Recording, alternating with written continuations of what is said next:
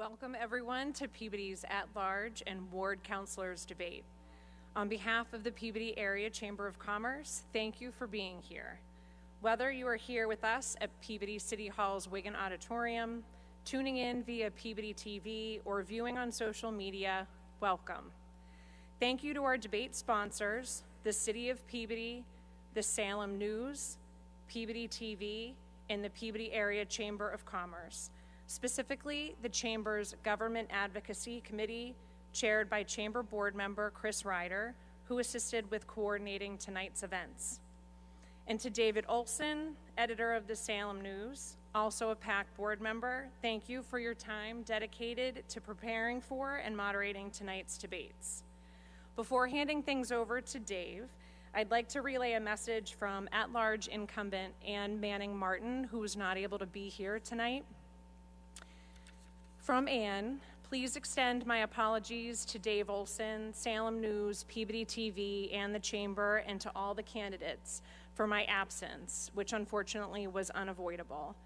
She wishes the candidates well and the best of luck tonight and in the remaining days of this election season. Again, from Ann Manning Martin. I'll now hand it over to Dave. Thanks, Dave.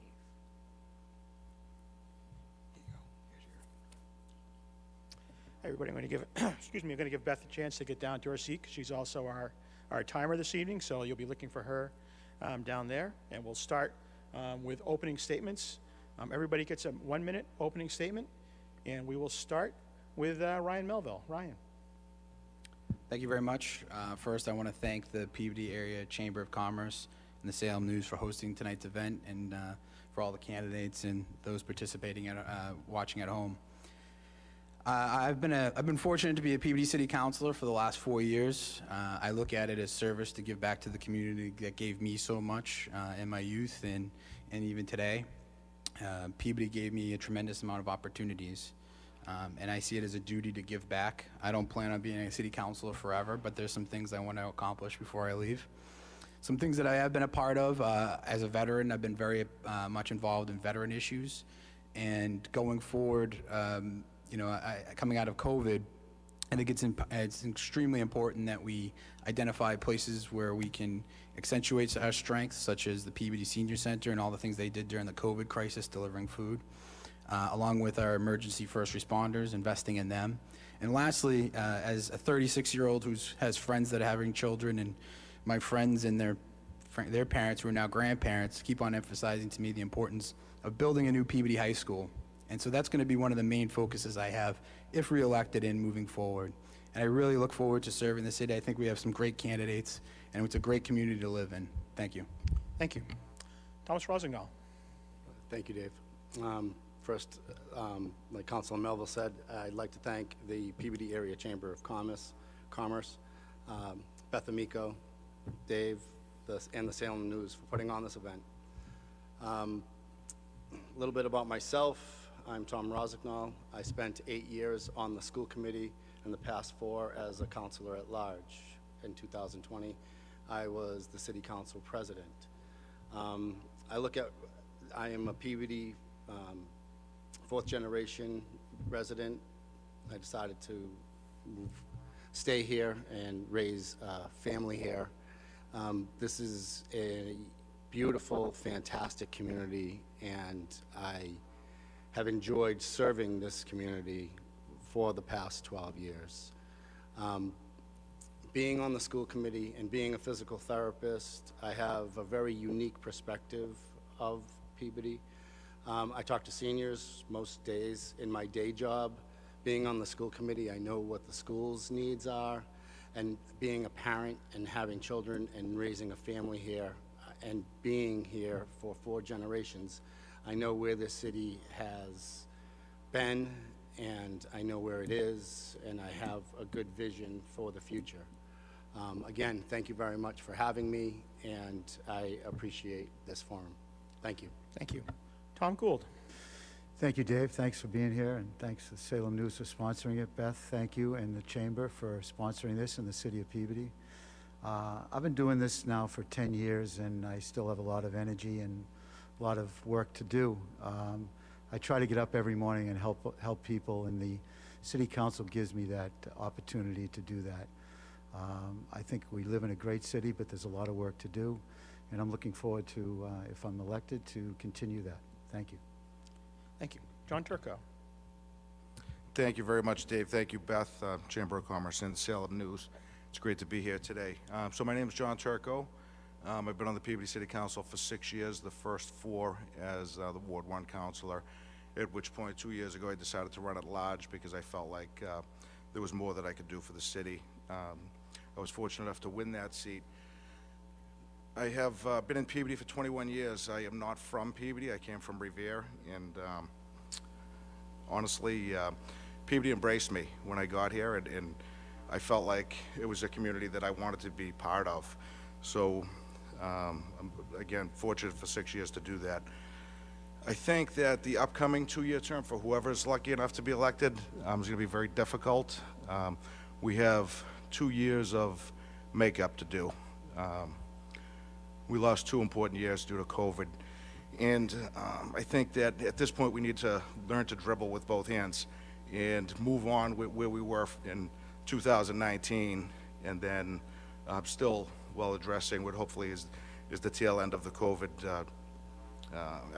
epidemic. So at this point, I would appreciate your vote on November 2nd. I'm hopeful to continue on to the council and continue to serve Peabody as a whole, and I thank you for your time. Thank you. Bukia Shaviri. Thank you, Dave. Thank you to the Salem News, Peabody Area Chamber of Commerce, everyone who is in the audience, and everyone watching from home. My name is Bukia Shalvire. I grew up in Haiti. I came here in 1996. I am very grateful for all the opportunities this country has afforded me, and I always look for different ways to give back, whether it's volunteering for No Child Goes Hungry, sponsoring local events, or be a friend, meeting with families or that are having a hard time. I started campaigning back in March. I've met with a lot of parents, and a lot of them have expressed that their kids are struggling mentally with mental health. So I would like to be a strong advocate for mental health for our children in our school system, because they're impacted due to isolations, and some of our seniors are on the same boat, and of course the fear for the pandemic. So I hope that you would consider me as your next counselor as we are facing new challenges started last year and this year moving forward. Thank you. Thank you. Okay, our first question today, we're going to start with Tom Rosignol, and it is COVID. I mean, I think we're all grateful that we're able to be here tonight as a group in Wigan Auditorium. You know, I don't know if it looked that way 2 years ago, but how would you rate city government's response to the COVID crisis? What impressed you, and what could be improved, and maybe what lessons you learned that could be drawn from it? Thank you, Dave. That's a loaded question. First of all, Sharon Cameron and the health department here at City Hall, I think, has done an impeccable job. Her staff and Sharon as a person has done great work communicating and the needs of the city as well as the safety of its residents. Being in healthcare, I know firsthand what devastating effects COVID has. In the beginning, I still look back, in the beginning, it was 2 weeks that we were supposed to have masks because nobody realized the devastating effects that this pandemic has had on individuals as well as families. It is still here. My daughter actually currently has COVID at school. She is sick. She's doing fine. She's okay. But I hope, as Councillor Turco said earlier, that we are towards the tail end of COVID. But it has been a trying time for one and all, for the residents, for businesses, for individuals, and what Sharon and her staff has done, in my mind, has been impeccable, trying to keep us healthy. Thank you. Tom Gould. Thank you. I think right from the get-go, the mayor handled it correctly in the sense that he put Sharon Cameron as the point person, and everything ran through Sharon, everything ran through the health department. We got a lot of direction from the state, and a lot from the CDC, and the both state and federal government with some guidelines, but Sharon Cameron took it upon herself and brought her staff together and made sure that all the benchmarks that was judging whether we were good or bad as far as testing went, that we were following it to a T.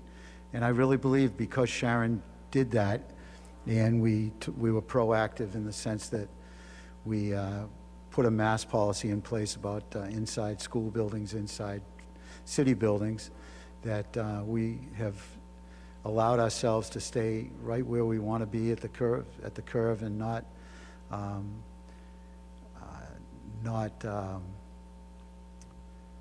being one of the leaders, not being one of the particular cities or towns that are struggling. We are right at the average, and I think because of Sharon Cameron and all the data, she did that. Thank you. Thank you. John Turco. Thank you, Dave. Yeah, I think that's going to be the common denominator from all of us, is that the mayor made an excellent decision, which sometimes is tough as an elected official to give up, especially the leader of the city, to give up control.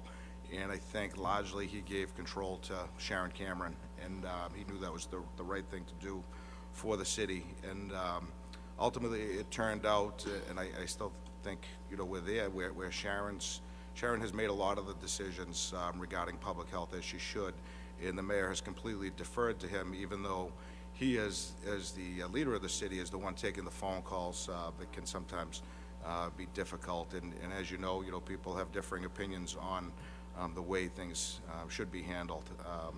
But with deference to Sharon Cameron, I think that's the only way to handle it. As far as there are other departments, community development with local businesses to deliver some small amounts of funding to local businesses to help was amazing. The police and fire departments. Carolyn went at the senior center to try to keep operations running, even though the buildings couldn't be opened. And with that said, I'll end with the only negative I saw was that we maybe waited a little too long before we opened up our municipal buildings. I think other cities and towns opened them, and maybe we should have moved forward with that. But thank you very much. Thank you. You can. I think the city officials, Department of Health, did the best they could. They did a great job navigating through uncharted waters. What I would like to see more, I give them a big kudos for all the hard work, is more conversation about the aftermath of the pandemic. The impact on our seniors who were isolated for so long, could not be together with their families, and children who are very young and they haven't lived long enough to know that's not the way life is. And it caused a lot of anxiety. And I'd like to see more communication to address the aftermath of COVID. Thank you. Okay, Tom Gould. What? I think Oh, sorry, I've already skipped you over. Yeah, you're totally we're fine. late, so I'm trying to save time. I know, I appreciate it. Just on regarding the COVID, I was really impressed with how the city of Peabody handled it. As my job at the state level, I was communicating with cities and towns all over Massachusetts about the various restrictions and issues that were hitting, the hospitality industry. And Peabody, I thought, stepped up to the plate. First, obviously Sharon Cameron at the health department, as has been stated before, did a fantastic job. Carolyn Wynn, she shifted the entire operations of the Peabody Senior Center to food delivery. Instead of using the bus drivers and the transportation that was already on hand, along with the kitchens that were available at the senior center, went to go address the issues that seniors with limited food. The mayor, along with the city government and the licensing board, they waived the alcohol licensing fees for restaurants that were closed. And then, as Councillor Turco pointed out, community development with some loans to help reestablish those businesses. Lastly, what needs to happen is we need to have, in the military we call it an after-action report. So after either a mission or some sort of training exercise, everybody gets together and says, this is what we need to sustain and this is what we need to improve on. And on a lighter note, I think our police and fire department, outside of doing their typical rescue activities and keeping us safe, they were doing the drive-around birthday parties to keep morale up. And that was very important at that time. And I think it's a moment we're all going to remember, and I'm proud of the way the city handled it. Thank you. Thank you. Okay, Tom Gould. One of the responses to the pandemic has been to allow restaurants to introduce sidewalk dining. Is that a practice you would like to see continue once the pandemic ends? And would you also consider allowing retailers to have more sidewalk sales? Absolutely. I believe it was successful. I don't have the numbers, but you go up and down Main Street or any other city or town with outside dining and it's booming. We've got it in a small number of restaurants right here on Main Street and down on Foster. And I would absolutely advocate for keeping that policy in place. Anything to help the restaurants, helps the city, helps with meals tax, helps with all kinds of revenue. So I'd be a big proponent of it. Thank you. Thank you. John Turco. Yes, I agree with Councillor Gould. I think that's an easy one. We saw restaurants basically survive off of outdoor dining, sidewalk dining. If it wasn't for the additional seating capacity, given what the state mandates were with separation inside the restaurants, I don't think many of them would have survived as they did. I think it's it's up to the local restaurants whether they wanted to do it. It was offered to everybody in the city. Some chose to do it, some chose not to. I also think that there will be a major recovery from this. If COVID disappeared tomorrow, there are still people that they've changed their way of living. They prefer to eat outside. They prefer not to be in the building or around people. So it's a good offering to people. So I hope it does stay. And with regards to sidewalk sales, yeah, I didn't see a lot of them in the city of Peabody, but I did see a few in the downtown area, and I hope those stay also. Thank you. Thank you. I think that was one of the positive things that came out of this pandemic, seeing people dining outdoors, and some restaurants even decorate outside, which make downtown a lot more vibrant and increase foot traffic. However, I do believe that the city can do a little bit better maintaining the cleanliness of our street in downtown, since this is the city's living room. If you walk into downtown right now, you'll see trash on the ground, overgrown weeds and leaves. I think the city should definitely hire a sweeper to help those small businesses invite more people to come and eat in a clean environment. Thank you. Thank you. Ryan Melville. Thank you, Dave. In my day job, I'm the Deputy Executive Director with the Alcoholic Beverage Control Commission. So I've been very active, involved in the outdoor dining and extension of outdoor dining rules at a state level. I can tell you that the temporary outdoor seating, which is going to end in April of 2022, has been, for the most part, met statewide and I believe in the city of Peabody in a very positive light. There are challenges that come with that. First off, the public spaces, such as the sidewalks in the city of Peabody, aren't really designed for outdoor dining. The sidewalks, you have to have a public way in between, and it can be somewhat challenging. But we do have some private spaces, and the one thing I think we got to really take a look at is rooftop dining in the future. That's what's going to happen with cities and towns such as Peabody that are limited on what they can do on their main thoroughfares where their restaurants are, but they have these buildings that could be adapted and updated to allow that. That's what you're going to start seeing in a number of cities and towns throughout the state. Some of the challenges you're seeing are parking issues such as the North End in Boston, and I think also in Peabody. I don't think we want to give up any more of our parking in downtown Peabody, but I think it's very doable to have a clean, inviting space for hospitality businesses to expand who they can sell to. Thank you. Thank you. Tom Rosenbaum. Thank you. The easy answer is absolutely. In 2020, when the council was presented with this, we as a council voted unanimously, I believe, to streamline the process, to make sure that the restaurants maintain their viability and their vibrance through an absolutely catastrophic time. we as a council voted unanimously to streamline the process so that it wasn't a special permit and the process wasn't lengthy, to enable those businesses to thrive and succeed. Moving forward, as long as it's not impacting public safety, I think outdoor dining and outdoor activities is warranted, needed, and a refreshing change. So thank you. Thank you. Okay, we start with John Turco. The city is getting roughly $21 million in ARPA funding, aid specifically set aside for COVID recovery.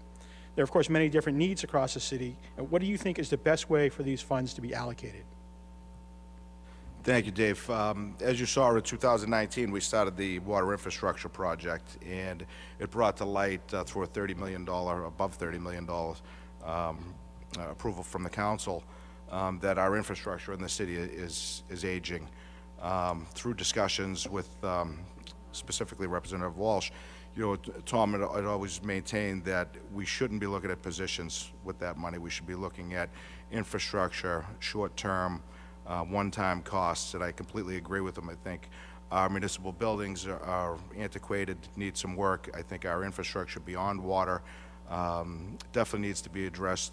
Streets and sidewalks, we can't possibly keep up with 17 square miles of land with the Chapter 90 money that's given to us on a yearly basis. It basically only covers about 20 to 25 streets and very limited sidewalks. So I'd like to see some of that ARPA money used for infrastructure, sidewalks, and streets.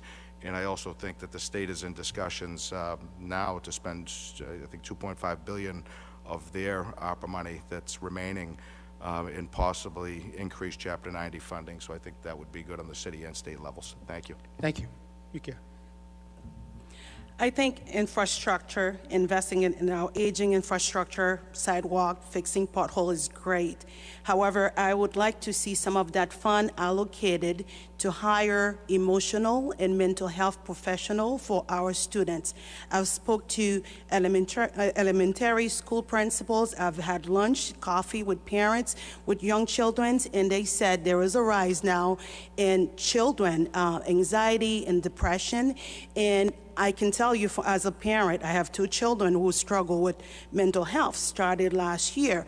And if you need to get a therapist, it's a minimum of 6 months. At least if we have those professionals in our school system, when a kid is having a hard time, we can have professional triage the situation until the parent can find a permanent help. Thank you. Ryan Melville. Hey, Dave. Yeah, I mean, I think what you're hearing tonight on infrastructure and looking at hiring staff to deal with the remnants of COVID are absolutely important. I'm gonna, if I put on my bureaucratic hat, I know there's some limitations on what that money can be used for. I know already that there's some of it is being allocated to support HVAC updates. So obviously with COVID, one of the biggest issues was air filtration in small areas, buildings. So I think that is absolutely a place where we need to look. You're sitting in a building right now that doesn't have air conditioning, which I think is problematic if we want to rent it out in the summer. Additional to that, as I commented in originally, which was, I think we have to have an after-action report as a city to see where our strengths and weaknesses were coming out of COVID. Then we can look at, where those weaknesses were, allocate money to shore those areas that are up, and then emphasize the places that we had the strengths. That money is intended to ensure that the city of Peabody gets through COVID stronger and prepared for the next thing that can come down the pike. Thank you. Thank you. Tom Rosignol. Thank you. So that $8 million Arbor Fund, that it has a finite window. That is only going to be around for, I believe it's 4 years. So what you want to be careful of is not to invest it into personnel, because then you're going to be left holding the bag 4 years later. Infrastructure is the key. The other thing that it can be spent for is any project that was being ready to be started prior to COVID that ended up being shelved because of COVID. One of the things I would really like to see some of that funds be utilized for is the Children's Museum. I've met with the mayor regarding trying to use some of the Arbor Fund money as seed money for the initial startup cost for the Children's Museum. And as far as the mental health component of funding, that actually is being addressed by the school committee. They have increased their funds through COVID money and have actually hired more specialists regarding mental health through the Fred Berry Health Center. Thank you. Thank you. Tom Gould. Thank you, Dave. As Councilor Turco so well stated, we have the opportunity to invest in our infrastructure one time where we can really get some bang for the buck. Buildings are old, sidewalks, we never seem to catch up on our sidewalks. That's the biggest call I get every single day about a sidewalk needing repair.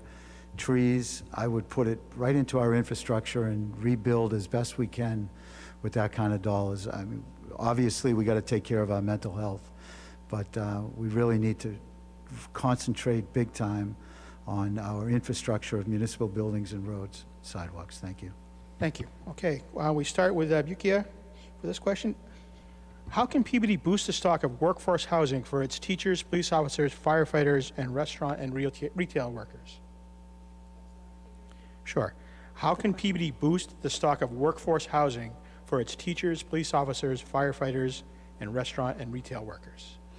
Well, we first have to look at the size of our population, which is growing yearly, and of course have job career opportunity posted, make it available via whether it's the internet, whether it's the newspaper, because we have different age group that are constantly looking for work. And sometimes it happens that the younger people who are more technologically advanced will find those jobs, while our senior population who may need a second job may not have the opportunity to see those jobs being posted. Of course, our teachers need a lot of support, so building a new school, more modern, would definitely create more space for more job opportunities in our schools. Ryan Melville. Hey, Dave. So with regards to finding housing and the affordability of housing for the middle class, I think is what we would call the folks that you're referencing. You know, I have a number of friends that have had to move out of the city of Peabody that are civil servants. They're veterans and they're firemen, police officers had to leave. They didn't want to leave, but they got priced out. Well, I can tell you what we are doing to try to maintain is there's been a number of occasions in which attorneys representing developers have tried to remove the inclusionary zoning requirements. The council has unanimously rejected those. There's been other times where the developers are coming in and proposing, you know, large developments that would be pricing people out of their would not be available to civil servants and middle class folks within our community. And the council, in our position when we're doing it, whether it be a special permit hearing, is ensuring that that 15% number is being included. That is our duty. We can't lose our neighbors. And by the way, we got to make sure that the folks that want to stay in Peabody for the rest of their lives have the opportunity to do so. Thank you. Thank you. Tom Rosgano. Thank you. To me, the key is, and Councilor Melville hit it on the head, we as a council have increased the number of units that a developer needs to have in a project be affordable. We are constantly trying to balance development versus maintaining what the city has always been. And that's a constant struggle. Developers want to come in here and they want to throw up high rises after high rises. And the growth needs to be paced, and it needs to be slow, steady, and thought out. And the one thing that the council has always done and done very well is holding developers accountable to making sure that they maintain and appropriate the correct number of affordable units in any development that they've done. Thank you. Tom Gould. Thank you, Dave. Since I've been on the council, housing has always been an issue and continues to be an issue. And unfortunately, there's no real magic answer about trying to create affordable housing. But sticking to the inclusionary zoning requirement. We require, for those that don't know, we require a certain percentage of every development to be at affordable housing rate, where the opportunity for young people or those that are trying to buy a home is helped by keeping a number of units at an affordable rate. I don't know how to, it's hard. It is just it's the biggest thing on the whole agenda for us as a city council is how do we get people to stay here? There's no magic answer. I think we just got to work at it every single day. Thank you. John Turco. Thank you, Dave. Yeah, I mean, you hear this come up every 2 years during elections, affordable housing. Here we are, the city of Peabody, as I said 2 years ago, has been slow and methodical in developing housing to the benefit of the residents. If you look at the most recent census that just came out, for the last 2 decades, the population of Peabody has gone up just under 6,000 people. I don't see that as a crazy number, but what you will see over the next few years with the developments that are on the table, you could see another in the next 2 to 3 years, 5 to 6 to 7,000 people all at once. So I think at this point the council needs to put the brakes on whatever comes forward until these projects are built and we see what it looks like, until we address the issues that are going to come with them. I would like to develop workforce housing, which again is not the same as affordable housing, but here's the problem. It has to come from the state because the numbers don't gel. I've heard Councilor Welton in Ward 1 mention a number of times that the median household income is based with HUD bases us on Cambridge and Boston salaries at $120,000. That needs to change because we don't make the median income in Peabody is not comparable to Cambridge and Boston. So we need to adjust that on the state level. Thank you. Okay, back over to Ryan Melville. What would you do to alleviate traffic in the downtown? Thanks, Dave. This is a great question. This is something I've really thought about quite a bit. So I think there's a few things happening. First of all, post-COVID, traffic has obviously gotten worse. The issues that we're seeing are related to the fact, I personally believe that the lack of folks actually taking public transportation now. I used to be somebody that took the commuter rail from Salem into Boston. That was $261 a month. And ultimately, I no longer do that. Why don't I do that? My office moved. It's easier. I have parking. I can go that route. Downtown traffic is a regional problem. If you're talking about populations, the populations of Beverly, Salem, Lynn, and our neighbors have, by percentage, have gone up much higher than the city of Peabody. So we in the city of Peabody can do all sorts of things to alleviate traffic, but we still have it coming through Peabody to get to the main thoroughfares of 114, Route 1, and 128. It's a regional problem. The mayors and their representatives in this area owe it to their constituents to work with the city of Peabody to alleviate that issue. Secondarily, people are using GPSs now, so we're seeing traffic that is finding the path of least resistance instead of going through a typical route to a main thoroughfare. Thank you. Tom Rossignol. Thank you. Traffic is a Massachusetts issue. It's not just a Peabody issue. And part of the reason why it's a Massachusetts issue is because of infrastructure. If you look at the way Massachusetts was built, it was built on windy roads and small, narrow street paths. So the first thing that has to be upgraded, especially when you take it locally to Peabody, is infrastructure. And we're addressing that in a couple of ways. If you're talking about downtown in particular, there's a $12 million project that we are in the process of for Central Street, which is Main Street all the way through to 114.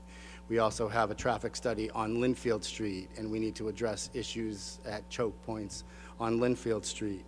We have a $500,000 grant that, to look at, as Councilor Melville mentioned, public transportation, because that is absolutely an issue. That grant is going to study how we could best utilize and improve our public transportation.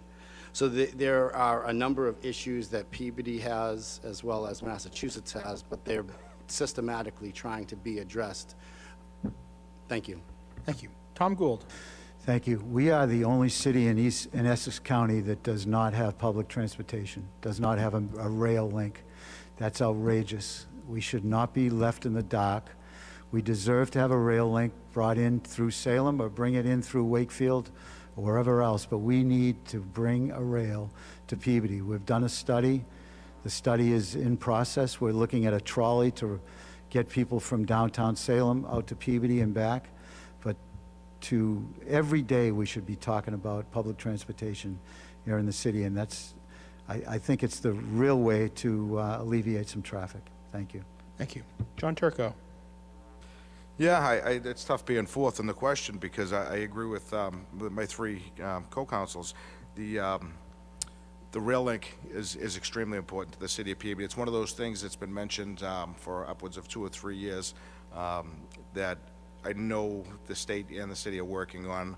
I like the north-south rail link to come in and out of Boston, but highly unlikely due to the cost. So I would be very happy to have the Salem-Peabody link happen, and hopefully we move forward on that quickly. It doesn't need to be a complicated issue. I know the mayor's talked about a high-speed bus rather than a train or on a track, which may be the quickest way to get us the transportation.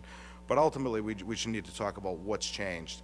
I just mentioned that 6,000 people have moved into the city in 2 decades, so it doesn't account for the traffic that we have. What does account for it is our habits have changed. Each one of our kids has a car. Every driveway has 4 or 5 cars in it. So although the issue keeps coming up, we have to self-police, and I know that's difficult to do, but people are looking for their elected representatives to solve an issue that we all created, and we see it. Somebody asked me about it last week, and we laughed because he had 5 cars and only 4 people in the house. So it's a very common thing, but thank you for your time. Thank you. Yukia. I think investing in our infrastructure is very important. Investing on building a railroad is important. As I mentioned, I've moved to Peabody about 10 years ago, and I've heard about that study for over 10 years, and I don't think I've ever seen the result of that study. I think it's about time that we know the status of what they were studying as far as the public transportation go, and we need an increase in buses and trolley and train. This is time for a result. I'd like to see that subject come up again in front of the council and a concise plan about how do we move forward in resolving this problem. And of course, the issue is the traffic is driving through. They go somewhere else to spend their money. How do we make our downtown more attractive so people that are driving by can stop and shop in our local businesses in our city? Thank you. Okay, we start with Tom Rosenthal for our next question. Peabody has a reputation for having one of the lowest residential tax rates in the state. Part of that is due to the tax rate classification factor, which shifts more of the city's tax burden onto its commercial and industrial base. This year's shift was at 175, which is the maximum. Is that a fair division? That's a loaded question, and I mean that. So is it equitable? No, businesses are paying more, but that's why our tax rate is low. We have, back in the 80s, when Centennial Park was the only industrial park on the North Shore, you could charge exorbitant amounts of rates, and you could, and they wouldn't mind being taxed at that rate. I think it is a little bit inflated, but that's the price of doing business in Peabody.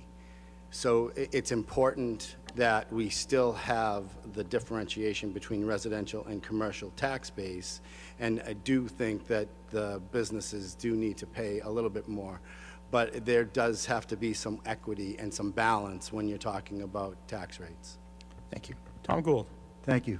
I actually am unique. I own a business in the city, and I reside in the city. I really don't have a problem as a business owner me taking on that extra burden of the commercial tax rate. Unfortunately, it's the cost of doing business in the city. It's the cost of doing business in any city, and I don't really have a problem with it. I'd much prefer that it gets shifted to the businesses so that the homeowners, elderly and middle-class homeowners, don't have to incur the tax increase. Thank you. Thank you. John Turco. Yeah, I hate to put it this way, but the residents sometimes don't have a choice but to stay here, and the businesses do. So I think that those that are here, those businesses that are here in the industrial park, the mall, wherever at Peabody, They choose to be here because of the location. We're at Route 1, 95, 114. Peabody is an incredible location for business. And do I wish it wasn't 1.75, which is the maximum factor? Yeah, I wish it was a little bit lower. But at this point, we have some things upcoming, hopefully a new high school. Residents are going to see a tax increase if that happens. And I'd like to keep it stable for now until we show the residents that, hey, we have to increase taxes because of a new high school or a new Welch or Center school. As far as that's all. Thank you. Okay, great. Buchanan.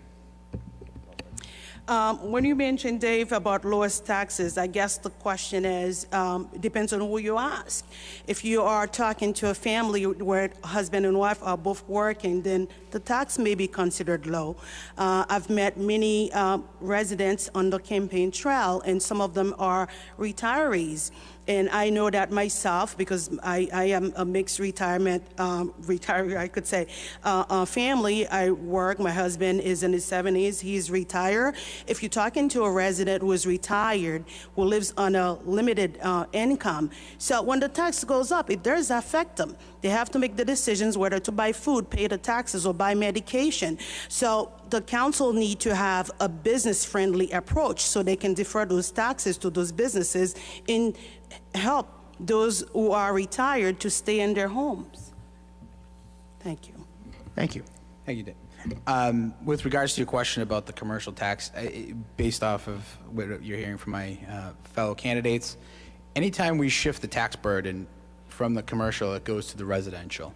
So as Kia was mentioning, the senior citizens on a fixed income, they would be the ones that would feel that impact.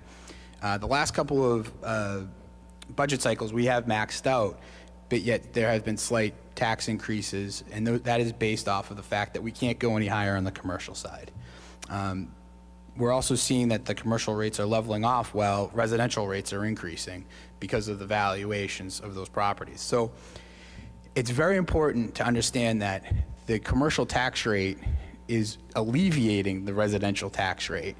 And the idea that we would ever, anytime we would shift that or lower that commercial tax rate, there's going to be consequences on the residential side. And it would also, more than likely, limit the amount of income that the city gets for a number of the projects that we're talking about here tonight, like building schools and updating our infrastructure. And that's the key point when it comes to the commercial tax rate. Peabody made a decision decades ago, well before I was alive, to establish the industrial park and the North Shore Mall as our anchors for tax revenue. Thank you. Thank you. Okay, we start with Tom Gould for this next question. Another business question. What can be done to get the city's business community more engaged with city government? How effective is the city at not only communicating with the business community, but listening to and acting on their concerns? I think it's I think we do a pretty good job. There's Main Streets, there's Downtown Peabody Action Committee, there's the very active Chamber of Commerce. I think, and there's a number of elected officials and city officials that sit in on all of those different groups. So to say that we're more involved, I guess we could get more numbers, but I think we're a very active, very community-based city, and we look for people to get involved. And we reach out to them and search them out, because that's the only way you're going to solve problems, is by getting some feedback from a wide base of people. Thank you. Thank you. John Turco. Thank you, Dave. Yeah, I feel like we're very business-friendly in the city. We're very in tune with business owners in this city. Personally, even in the Main Street corridor, most of them are Peabody residents. Most of the business owners, I could name, Stanzi's, Brody's, a couple of hair salons there. They're all local people that have access to us and who we have access to.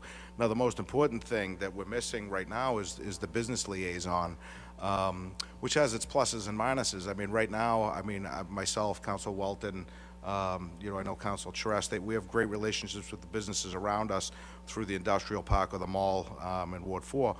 And that's good for us, but we still need that business liaison position filled, which I believe has been vacant for upwards of a year now, if maybe longer than a year.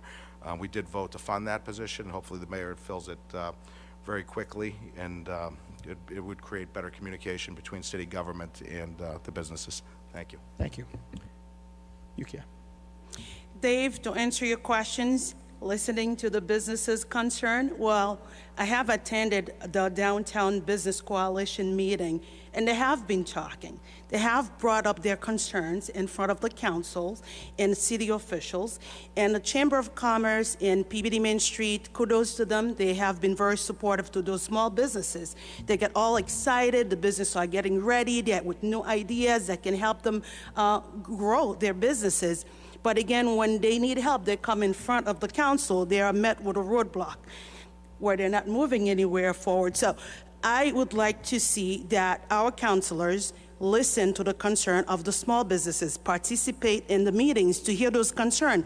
The city plan was drafted about 20 years ago. A lot of things have changed 20 years ago. So we need a more modernized plan that would fit the modern days business model. And of course, invest in embellishing the facade of our businesses. We need state to help advocate to bring funds to help those businesses with signage. And of course, cleanliness of our downtown.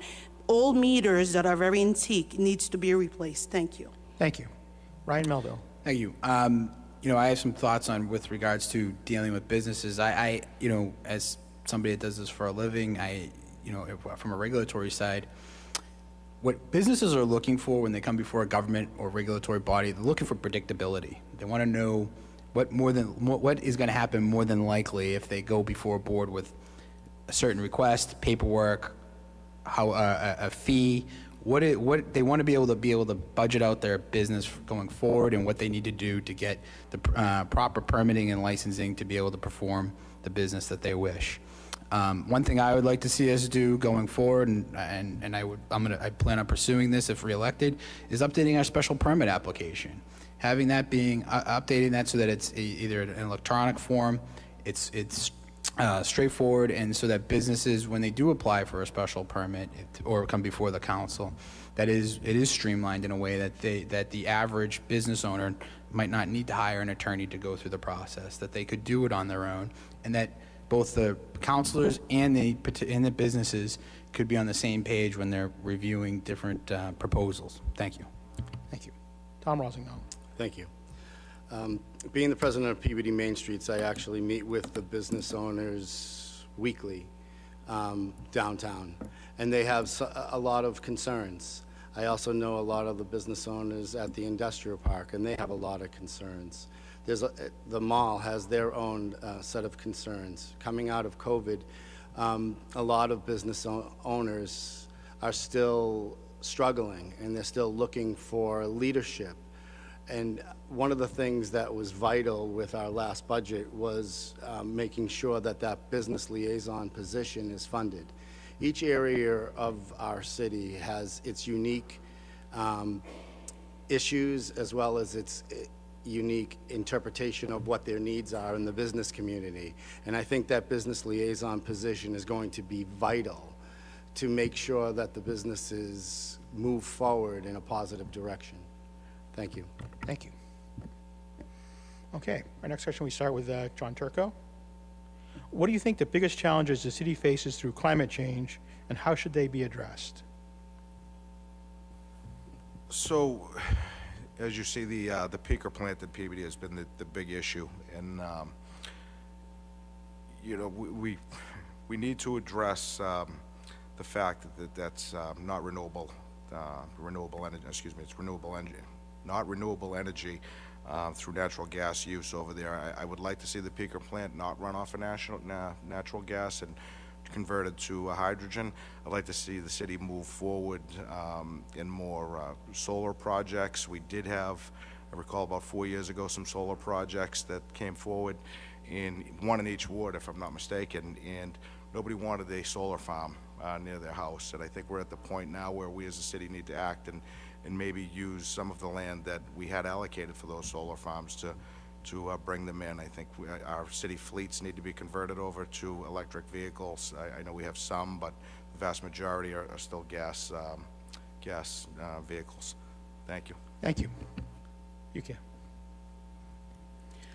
When it comes to climate change in our city, we first have to do an assessment to see where we stand. and what needs to be improved.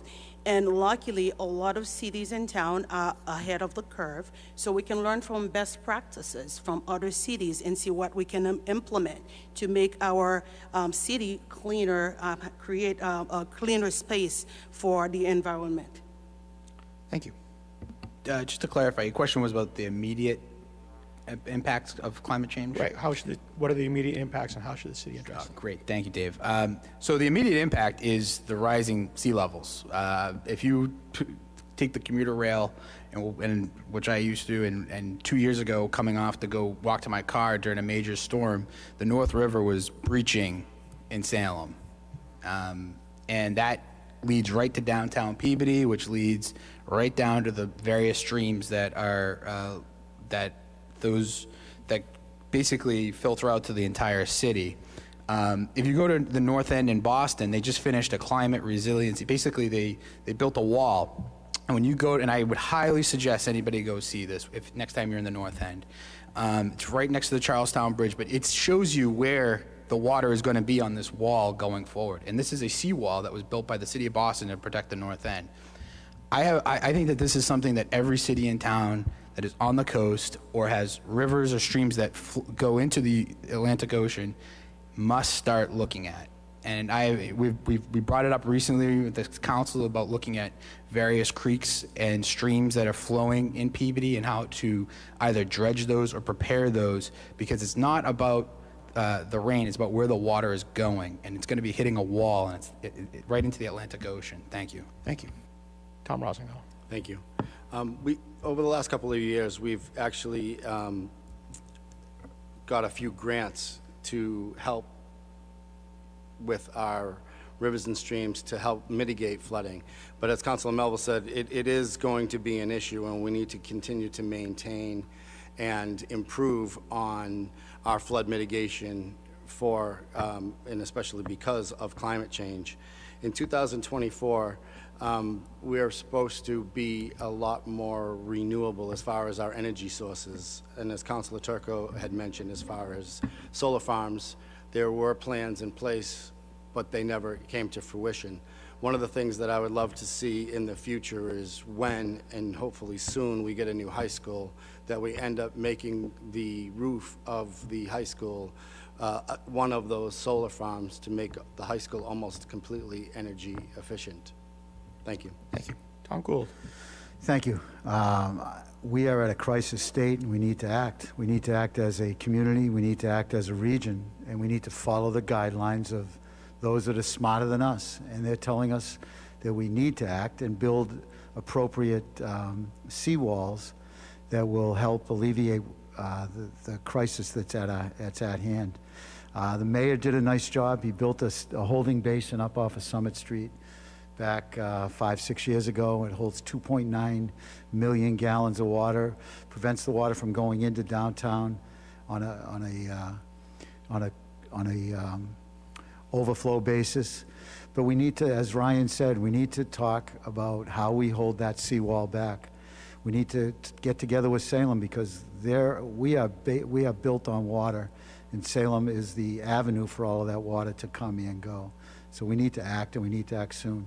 I'd like to see the mayor put together a committee that will study, along with Salem, how to make that happen. Thank you. Thank you. Okay, our last question, the last question for the evening. We start with Bukia. How should Peabody address issues of diversity, equity, and inclusion, both in city government and community-wide? Give the same opportunity to everyone. Let their qualifications decide whether they are the right fit for the job or not. And I think the city is diverse, although not very diverse compared to some of our neighboring towns. But again, making more opportunities available. I'm very thrilled to see that the police department now have a more diverse team, and I'd like to see that in each and other department operated by the city. Thank you. Ryan Melville. Yeah, I think that it absolutely needs to be a strategy around it. My wife is a Brazilian immigrant, and she came to Peabody 20 years ago. This was one of the first places she came, and this is because her community, from where she's from, this is where they came. They came to Peabody. And I think it's imperative that we continue the tradition of things like the International Festival, and continue to reach out to members of our community. I think it's fantastic that Kier is running as an immigrant, and somebody that's part of our community. I think it shows that there's progress is being made. We also have Councillor Matsoulis, who represents the Greek culture in our city, and we have other councilors that in the past have done so. Peabody is a cultural melting pot, and I think we have pockets throughout the city of those different ethnic groups that I think are starting to get involved, whether it be through religious institutions or through our schools. And I think it's a real advantage that we have over other communities in our region, and I think we should take advantage of it. Thank you. Thank you. Tom Rossignol. Thank you. When my great-grandparents came here over from Italy, they didn't speak a word of English, and this city was welcoming. This city was built on diversity. It was a melting pot, and one of the staples to our community is the International Fest, where we celebrate every heritage. I think that needs to be enhanced and fostered and celebrated just like we do every year with the International Fest. Thank you. Tom Gould. Thank you. I believe we've made some ingrounds with women in our workforce for city government, but we have a long way to go with people of color in both government, whether it be police, fire. I believe we only have one Hispanic police officer on our force. I could be wrong, but I believe that's the status. We need to look at it. We should be a mirror of who we are as a people. And I would encourage the mayor and the human resource group to take a look at that. Thank you. And John Turco. Thank you. Yeah, I mean, it's the city, I believe the last number was, it's 85% white. It's not a very diverse city. We do have a large Hispanic population. I think more needs to be done to not say, well, the Hispanic population lives here. And, you know, to be honest with you, to make it more inclusionary as a city. To be honest, the other day we were doing the redistricting plan, and there was a map for the environmental justice areas in the city, and those would be low-income or minority areas. And as the Ward 1 Council for 4 years, I never realized that across the street from Luigi's Ice Cream on Linfield Street in that general area is an environmental justice / minority area. And I think that speaks volumes, because I think if you asked anybody here, they wouldn't know that. And that's because we do welcome everybody. And, you know, we don't look at, well, that street's, you know, a different nationality or that area. I just think the only thing we can work on is inclusiveness with the Hispanic community. Great. Thank you. Okay, and that concludes our first forum. We can have a round of applause for the candidates.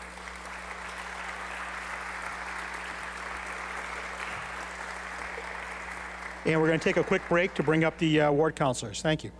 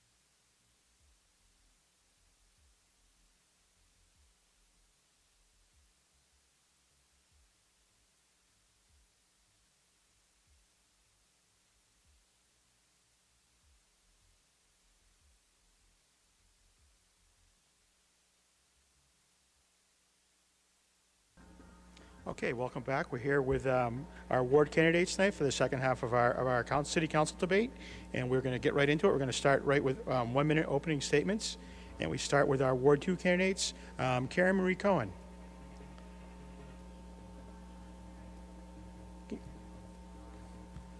Not used to this. My name is Karen Cohen. I live on Linfield Street. I'm a mom of 8. 4 are biologically mine, 4 are from my amazing husband, Seth. Seth's a Peabodyite. I'm not. But I've come to really appreciate many things about the city of Peabody. My hope is that whatever comes out of this election is going to be nothing but positive for Ward 2 and for the businesses of Ward 2 and the individuals of Ward 2. So many of the rights of the sovereigns have been overrun, and I want to see that turned around. And I believe that if I can't do it, I hope Mr. McGinn can. Thanks. Well, good evening, and thank you. Thank you to the Salem News, to the Chamber, and to Peabody Access TV for organizing this forum. A little bit about myself. I'm a lifelong resident of Peabody and of Ward 2. Went to Peabody High, class of 1981. I have 2 engineering degrees, one from University of Vermont, graduate degree from UMass Lowell. I've got 36 years of business experience, and that experience is all directly applicable to the work of the council. Contract negotiation, budget development, and general management. Best part of my life is my 32-year marriage to my wife, Jeanette, and we raised 4 children right here in Ward 2, Anna, Morris, Daniel, and Lydia. Very active member of the community. Very grateful to the voters of Ward 2 for electing me as their ward councilor for the past 4 terms. And I would respectfully ask for consideration in your vote next Tuesday on November 2nd. Thank you. Thank you. Ward 3, Jim Matsoulis. Thank you, David, and Chamber, thank you for inviting me this evening and putting this program on. My name is James Matsoulis. I was born in Greece, came to this country when I was 3 years old, came to Peabody. I'm married. My wife, his name is Linda. I have 2 daughters. My daughter, Demi, who's my oldest, is a teacher of special needs in the Peabody school system. My daughter, Amber, is a social worker at the Region Life Center. I was elected to the Peabody City Council in 1985 until 1987. I was re-elected in 2014 to the present date right now. I served as chairman of every committee on the City Council. And in 1987, I served as president of the City Council. This is what I have to offer you, is my experience on the council. Thank you. Stephanie Peach. Hi, thank you, and thank you to the Salem News, Dave, and to the Chamber for hosting this tonight. My name's Stephanie Peach. I grew up here in Peabody. I graduated Peabody High in 2009, and then went on to earn my bachelor's degree at Westfield State, and then ultimately my master's degree at UMass Boston. I earned my master's in public administration and budgeting, which is, I mentioned because it's relevant to the work of the City Council. My husband and I, when we first got married, we bought a house on Fulton Street. My husband, AJ Peach, grew up in Ward 3 on Oakland Street. And we moved to Fulton Street, and then in 2007, we purchased our forever home on Margin Terrace. We have 2 young children, and that is what I do everything in my life for, is my 2 children. And that is why I'm running to be the city councilor for Ward 3. I'd like to focus on the future of our city. Our life post-COVID pandemic is going to be very different. I think the city needs a solid plan in place of how we're going to address the changes that are going to affect our residents and our businesses in Ward 3. So I respectfully ask for your vote on November 2nd. Thank you. Thank you. Ward 4, Ed Charest. Thank you very much, Dave. I want to thank you, the Salem News and Peabody Chamber, and everyone here and at home watching this program. This election is very important to each and every one of us. My name is Ed Charis. I am this Ward 4 current city councilor. I've been here for 6 years. Prior to that, I spent 8 years on the school committee. I have 2 daughters, and I want to thank my family and my wife and daughters and my family and friends here for all their support over the years of me being an elected official. The difference with me is that my experience here has been an elected official, 14 years totally, and it's just moving forward. I pride myself in making sure every phone call and every text and email gets answered immediately, and I will continue to do that. I respectfully ask you to vote on November 2nd for me to retain and re-elected Ed Charis to Ward 4. Thank you. Thank you. Julie Daigle. Thank you, Dave, and thank you to the Salem News, the Peabody Area Chamber of Commerce, Peabody TV, as well as the City of Peabody for hosting this event tonight. I'd also like to thank my campaign team, who I couldn't do this without. Many of you are here, many are not, but thank you very much for your support. My name is Julie Daigle. I'm a lifelong resident of Peabody. I'm a graduate from Peabody Veterans Memorial High School and Merrimack College, where I earned a degree in accounting.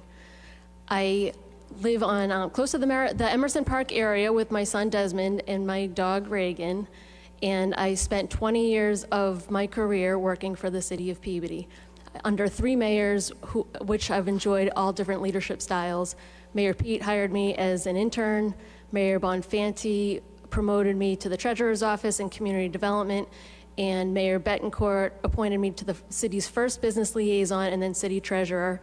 I moved on to the executive director of the Peabody Area Chamber of Commerce and now serve as general manager of Mills 58, which has breathed new life into an old Mills building where we have 100 tenants of small businesses, increased the tax base in the city, and have created a new destination for the City of Peabody. Thank you. Thank you. Ward 5, Dave Gamache. Yes, thank you, Dave. Thank you, the Chamber. Many of you may recognize me. I served as a city councilor for 24 years.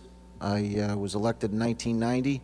I served until 2013 when I stepped down for various reasons, and I wanted to come back. I have lived in Peabody all of my life. I have married to Betty Willett, who's from Peabody as well. We have 3 children, Robert, Randall, and Rebecca, all whom went to Peabody High School, and I'm proud of that. My work experience is in 1983 to 2004, I was the supervisor of mails and delivery at the Peabody Danvers Post Office. 2004 to 2016, I became a sprinkler fitter, fire protection with Local 550 in Boston. And in 2016 to October 1st, I was the facilities coordinator for the City of Peabody, and I have since retired. The need for me to come back is basic. I've watched and learned.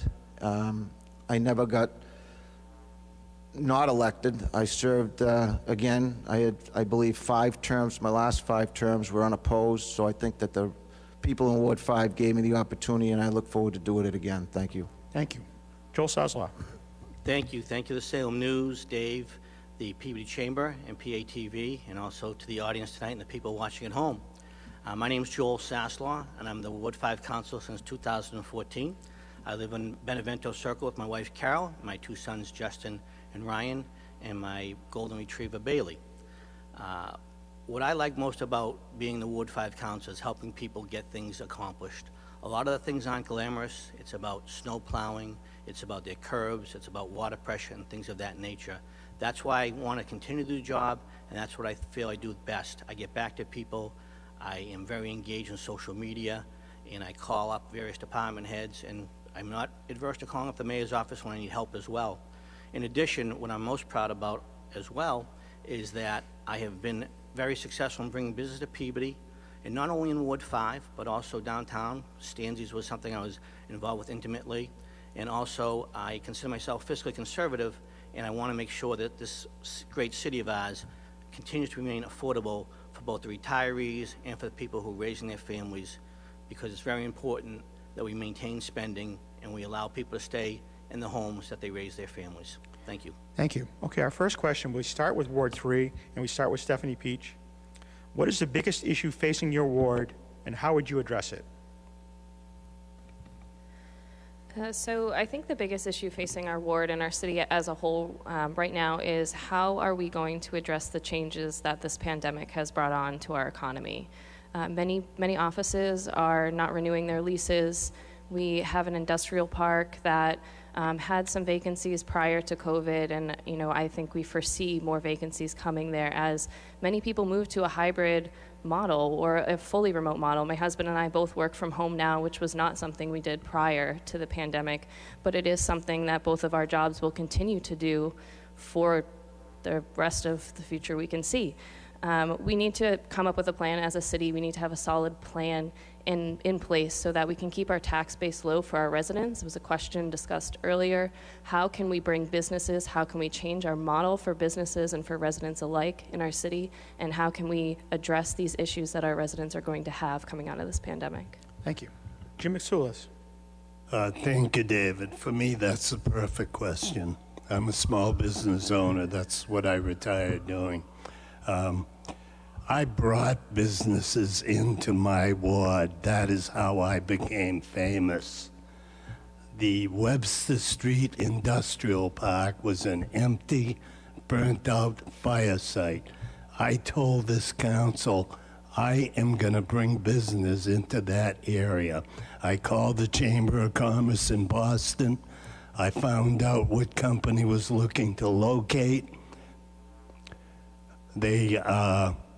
I brought them down to Peabody, and I brought them through the city council. It went from an empty 7-story fire site that was supposed to be turned into apartment buildings.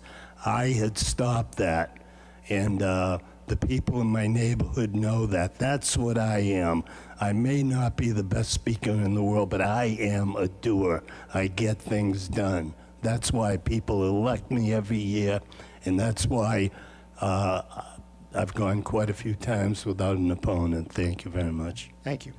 Ward 4, Julie Daigle. Thank you, Dave. After walking around Ward 4 and talking to many of the residents, I noticed a common theme, and that theme is quality of life, and it varies from different neighborhoods. Some neighborhoods, like Center School, residents have told me they haven't had their street paved in 20 to 30 years. The Brooksby Farm neighborhood is concerned they don't have sidewalks, and traffic is increasing due to additional housing projects that have recently come about and continue to come about. The traffic concerns are there, as well as Osborne Heights. They have a lot of traffic concerns that they've talked about. We need increased public safety officials, trash pickup, and general quality of life services throughout the ward. There's Brooksby Village. They don't feel engaged with the city. They need veteran services and veterans, maybe vans and other services. So I think everyone is a little bit different, but the more you engage with the wards, you can find out uniquely how you can serve different residents and make everyone's quality of life better. Thank you. Ed Charist. Thank you, Dave. Spending 14 years as an elected official, you get to talk to a lot of people. And depending on who you are listening to, the ward is, as a whole is divided among certain issues. If you were talking about Brooksby Farm, that when I first took on, it was their water pressure, which we have now solved about 95% of it with my leadership and pushing forward to having that water pressure addressed that was ignored.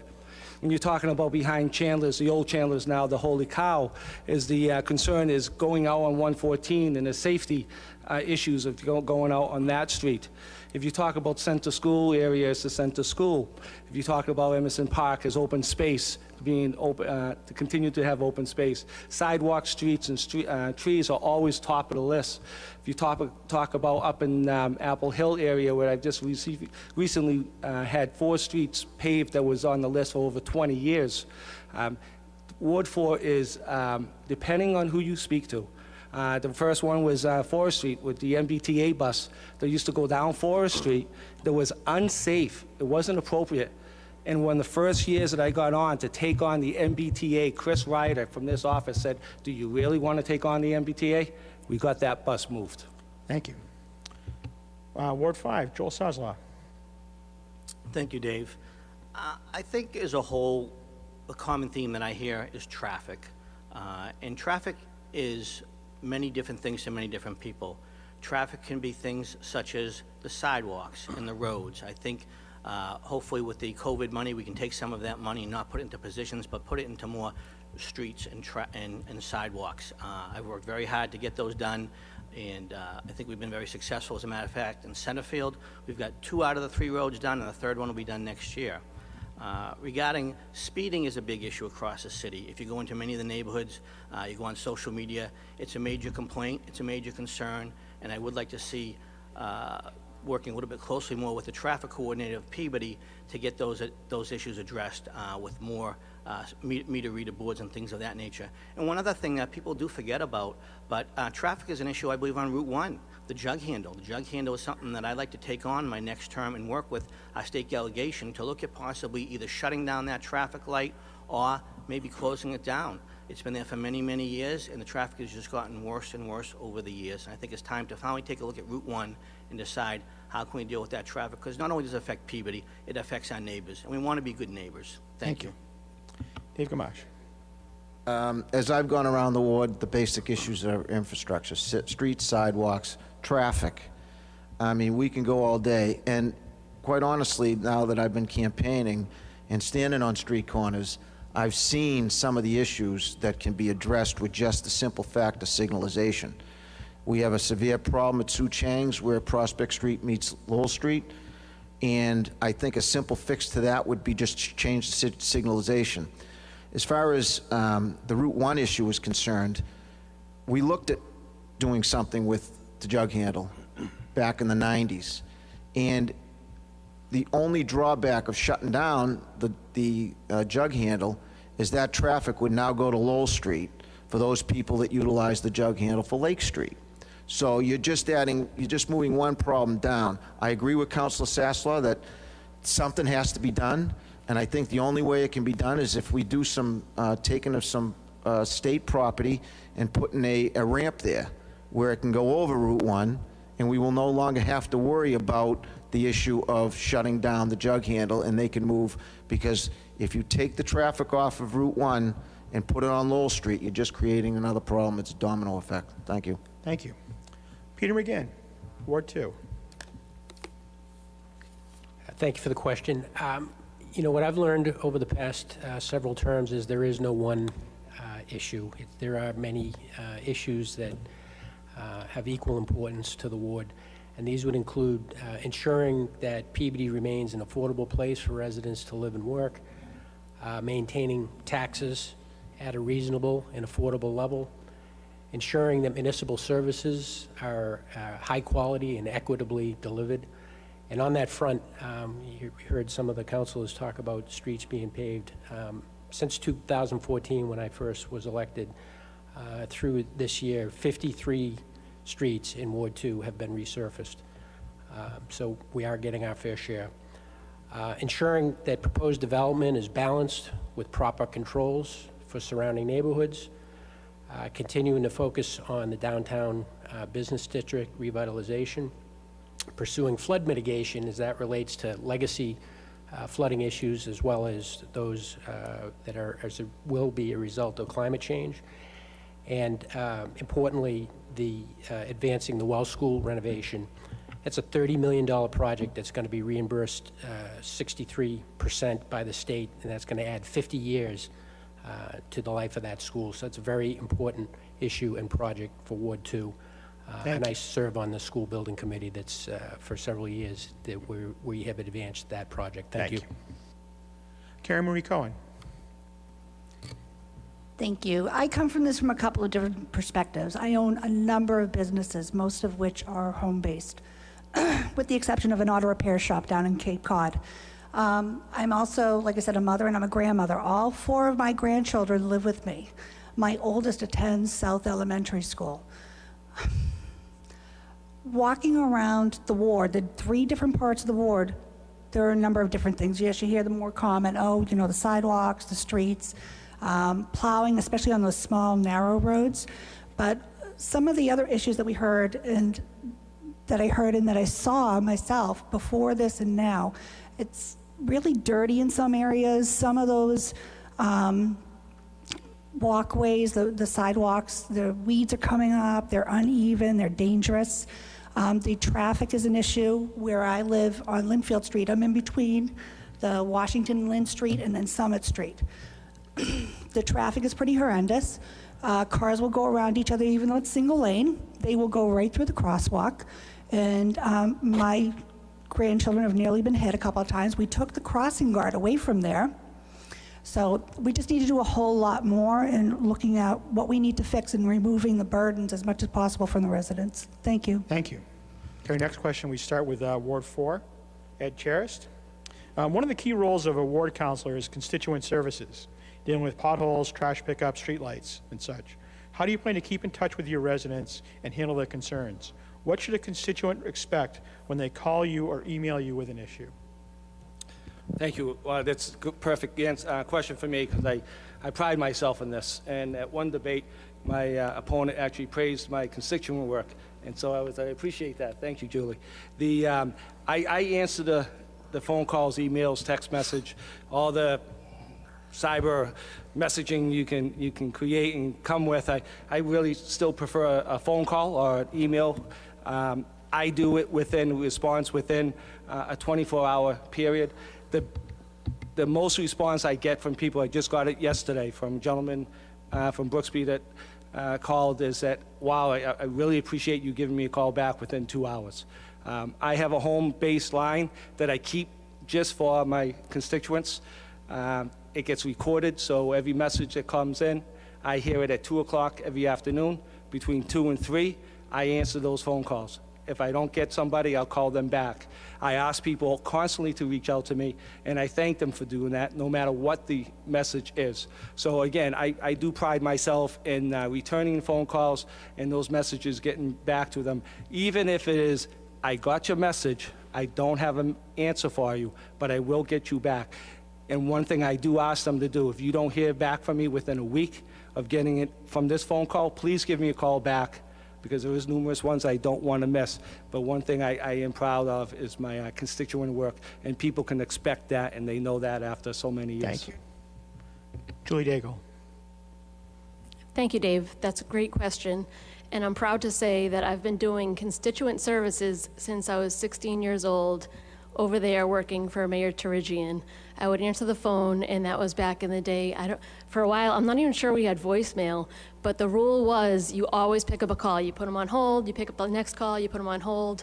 And my phone etiquette has been praised because I learned from Debbie McGregor, as well as Mary Bellavance and Natalie Mega, on how to talk to people, how to get back to them. If you don't have the answer, you tell them you'll get back to them as soon as you can find the answer, whether they like it or not. Things have certainly changed. Now we have cell phones, we have emails, we have social media. Not everyone is on all those platforms. As I've been talking to constituents, I say, what's the best way to get through to you? Because I've heard a lot of complaints about a lack of communication.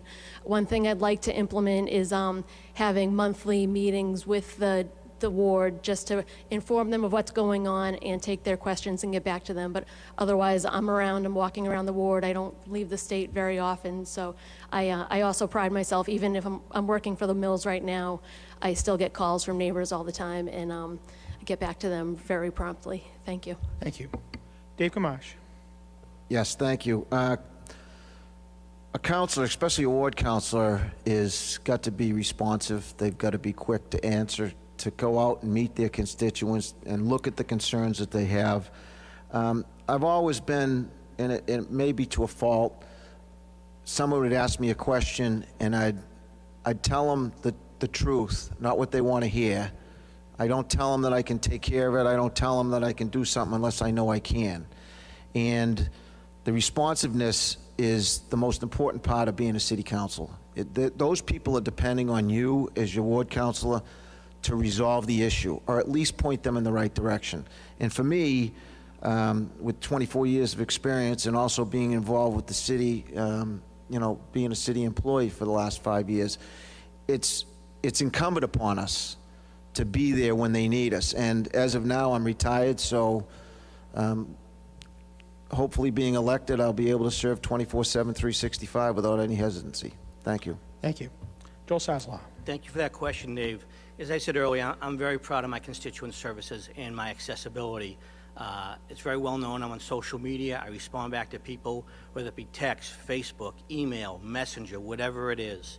I think one of the problems we do have, though, to be quite frank in the city, is voicemail. I think we need to get back to picking up the phone. I have too many people call me and they don't get their phone calls answered back. And so all that requires is when they call me, I reach out to the other department heads, I ask for the email to get the work done. But we need to help people get their questions answered in a very quick manner, and we've kind of fallen away from that. And with the COVID, quite frankly, when you set to shut down buildings, it's even tougher to get people to go and get those questions answered. But I'm proud of the work I've done. As I said, when it comes to constituent services, I take it very seriously. That's what I enjoy doing. That's what I want to help people get done. And as someone did say previously, if you can't get it done, you have to be honest, because sometimes, unfortunately, there is not enough funds. It's not this year, maybe it's next year. But I was very proud of that street when I sold to that lady. I said, you know what, next year they stopped at your house. Next year they can complete it. And me working with the mayor, we got it done, and she was shocked. But that's the type of service you get from me. Thank you. Thank you. Ward 2, Karen Marie Cohen.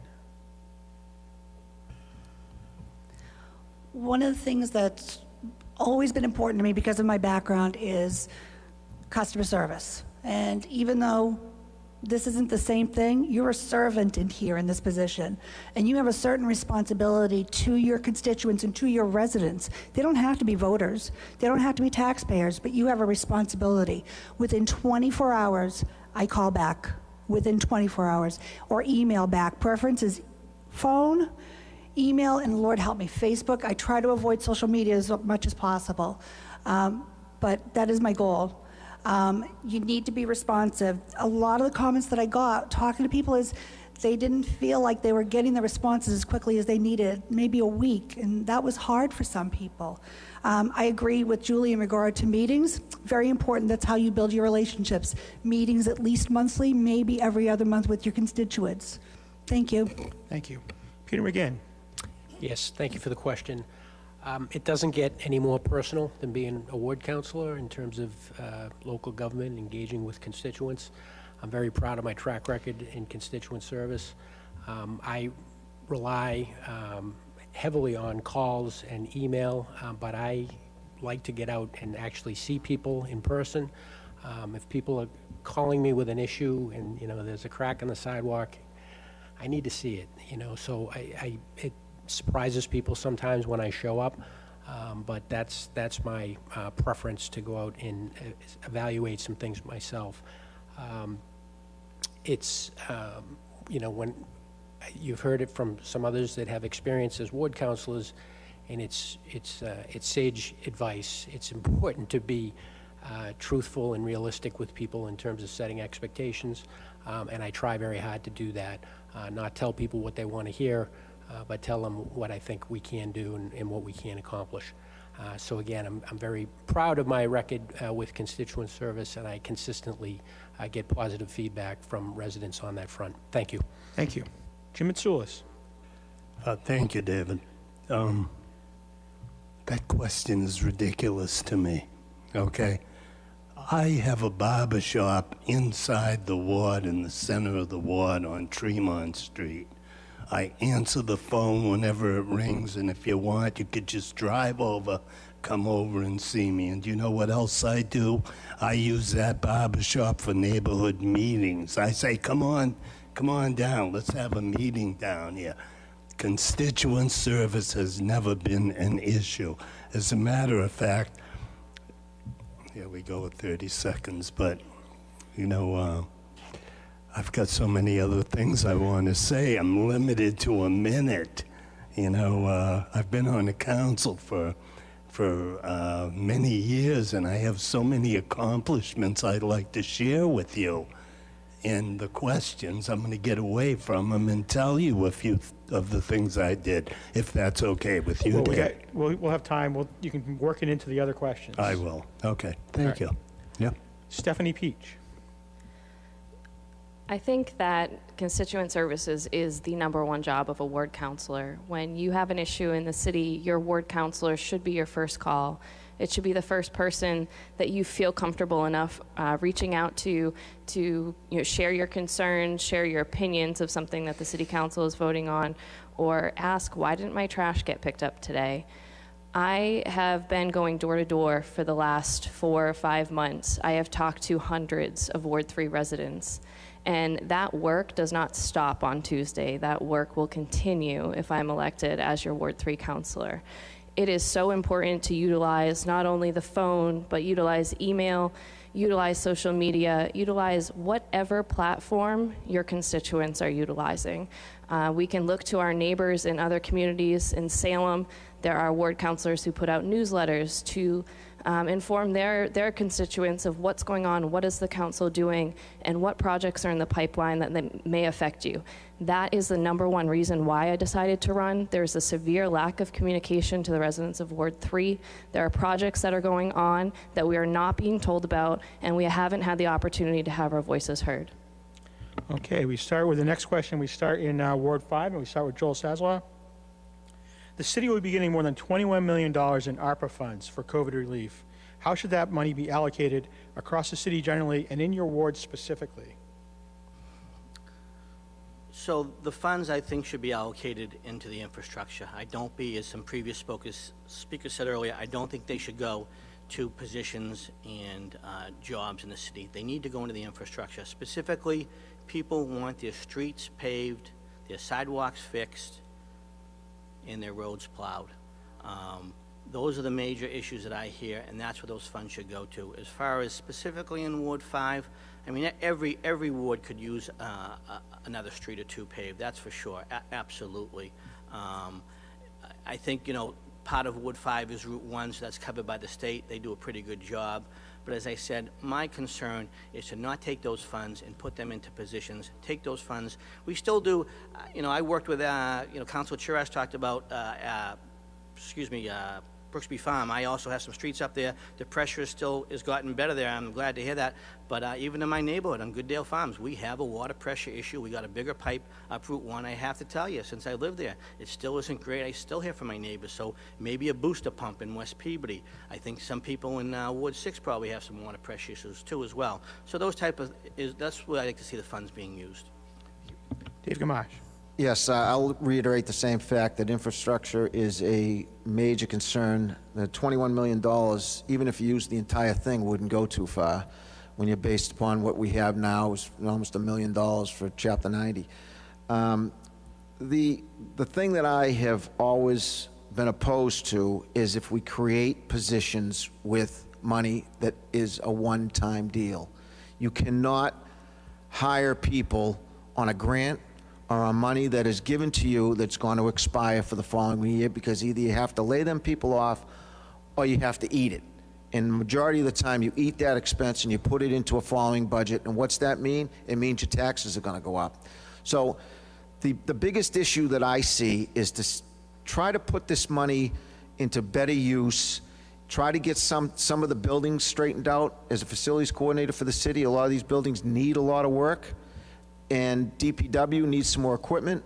The police and fire are the same way. I know the mayor just purchased some vehicles, and that's good, but you shouldn't have to bond for trucks and vehicles and stuff like that. So utilize some of this money that we're getting to increase our ability to provide services for the city, whether it be through vehicles or buildings. Thank you. Peter McGinn. Thank you for the question.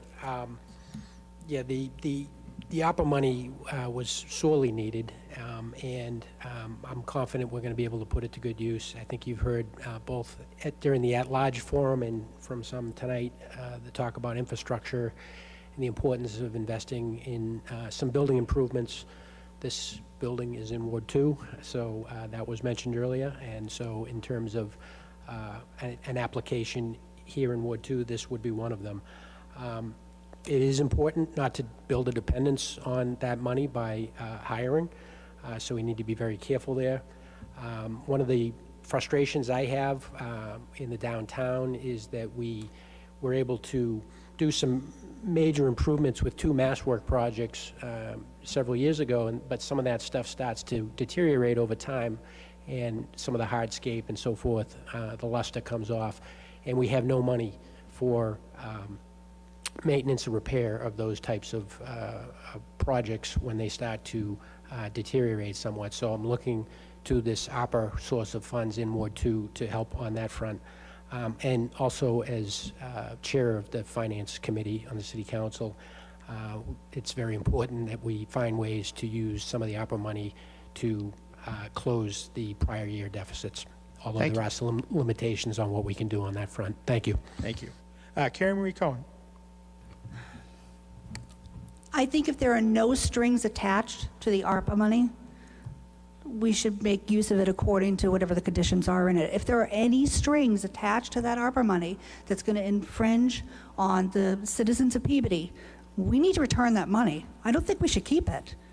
Nothing should be more important than the families and the elderly people and their liberties and their freedoms. That's first of all. Second of all, if we find, yeah, there's no strings attached, go for it.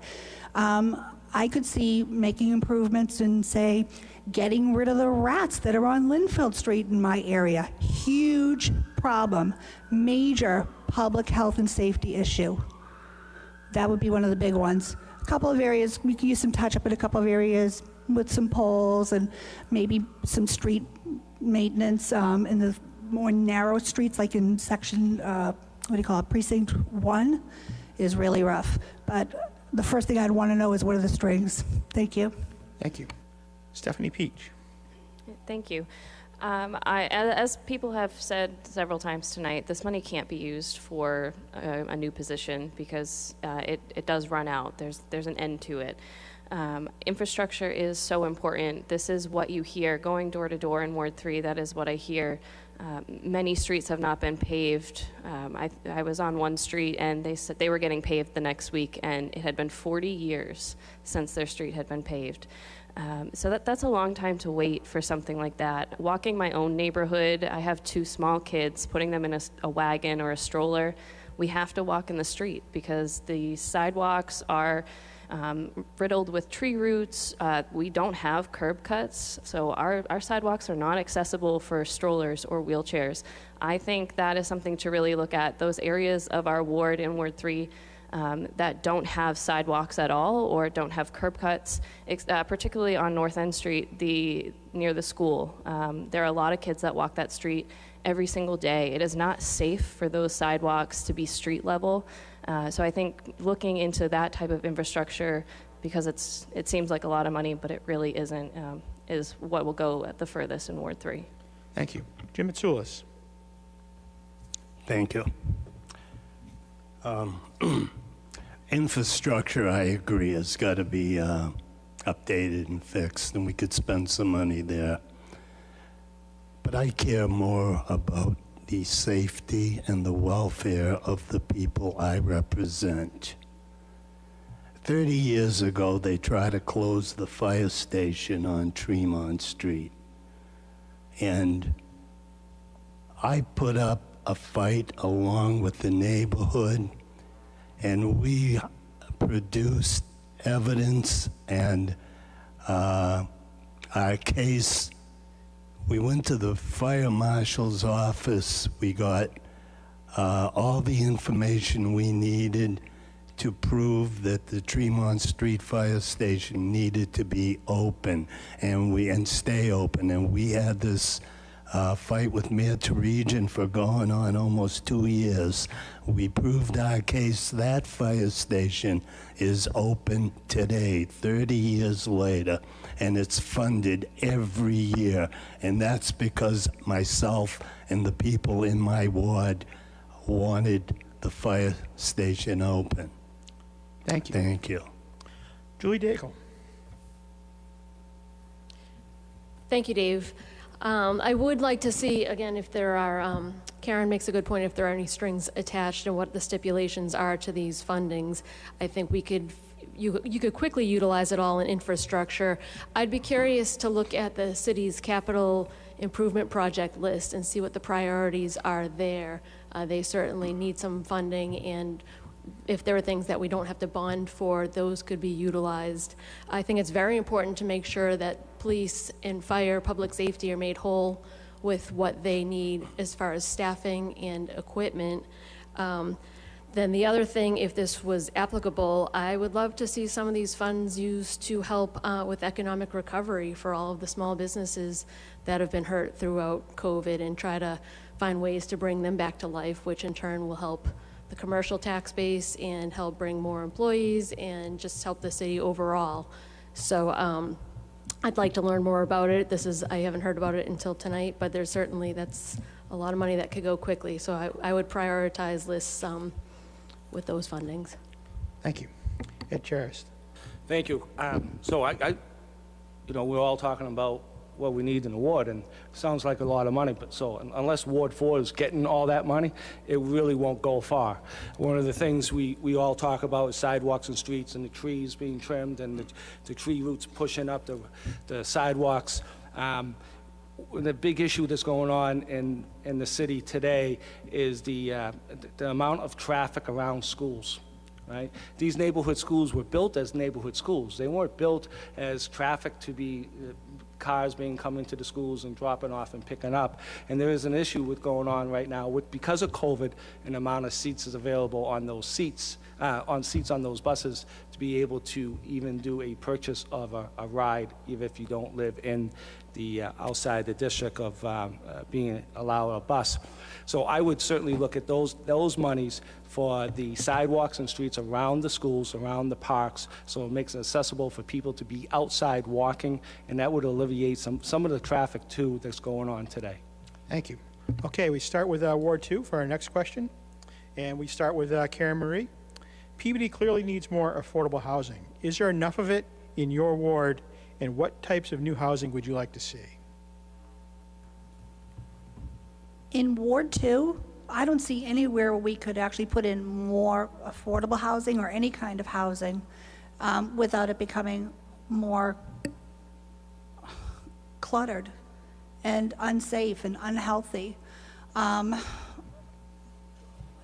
If we could get better control over certain spending, maybe we could make things more affordable for families and elderly and just singles within the ward and within the city. I look at this. We have a son who's trying to buy a house right now.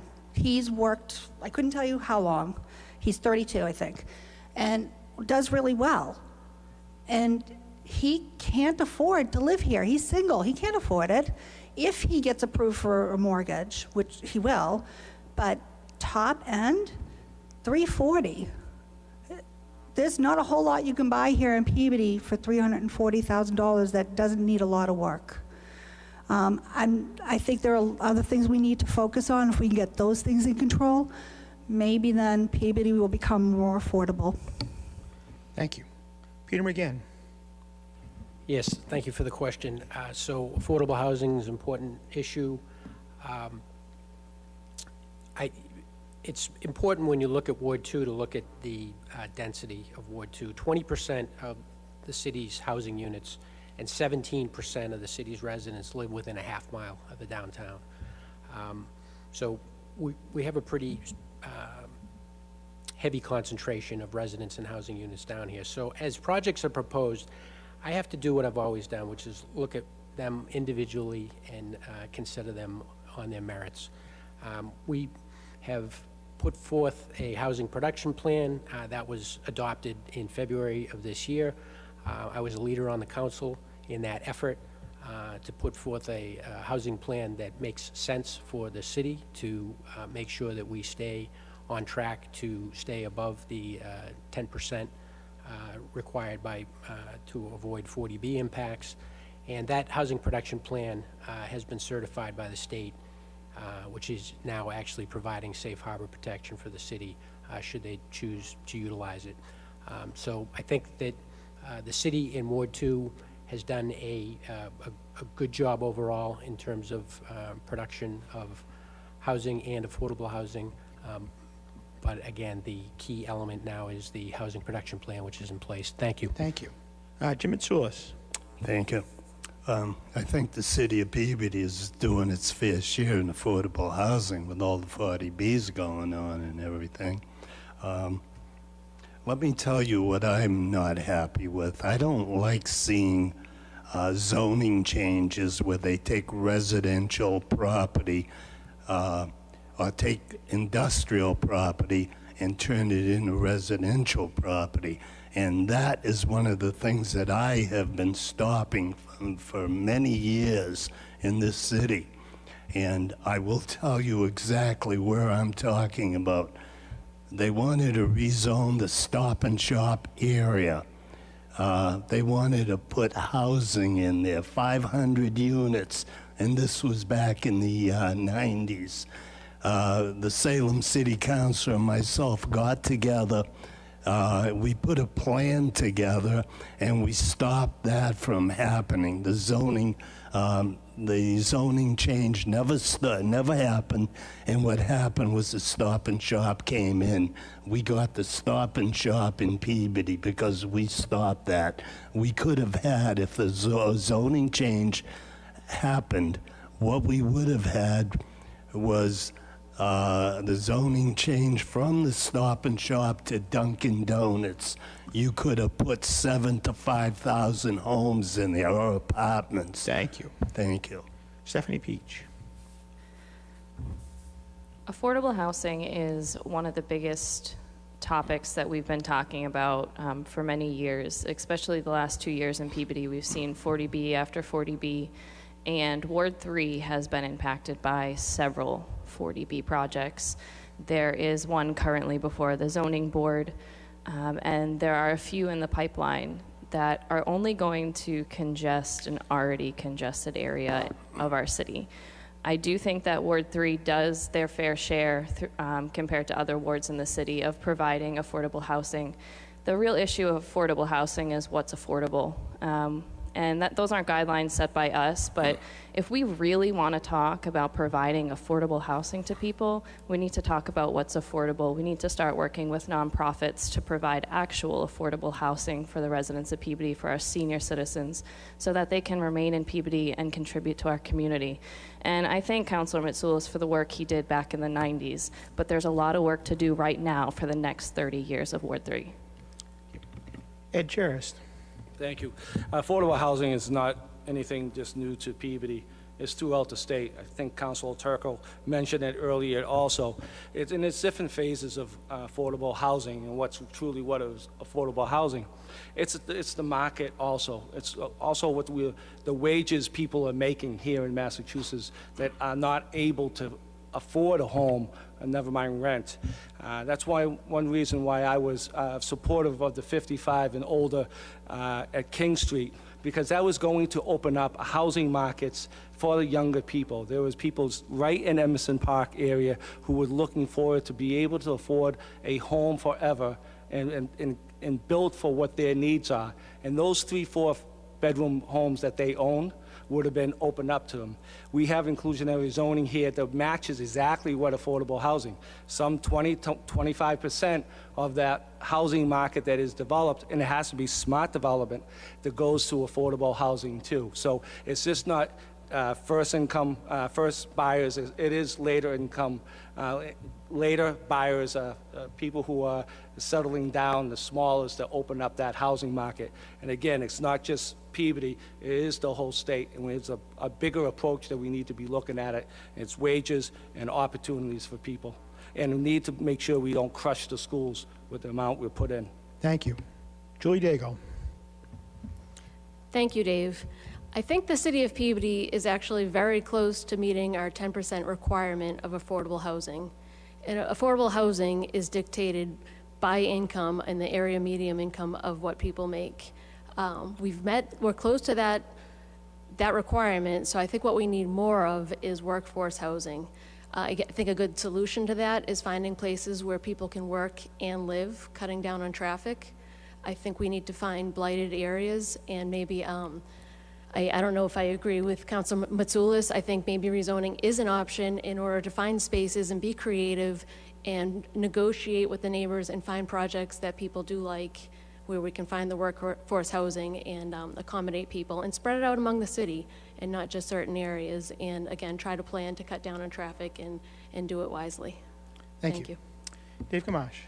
Yes. The issue with 40B is that the state mandated this. It throws out all your zoning. It just arbitrarily allows companies to come in, build these humongous projects with multiple units, and the only price to pay is traffic, school impact, and public safety. So what I would like to see happen in the city of Peabody with 40Bs mainly is to have senior housing 40Bs, to bring in a senior housing development that would maintain affordable housing for our seniors. I spoke with somebody the other day. She's living in her house that she grew up in. Her mother's living with her. Her father's living in another community because they can't afford to put their parents in elderly housing. So the best case scenario that I would propose before the city council is 40Bs with elderly housing. There's no impact on services, no impact on schools. 40Bs just decimate the area. They put too many people in one location. Ward 5, we just had 2 new 40Bs. They were friendly 40Bs. But we also have a proposal for 230 units up on Route 1.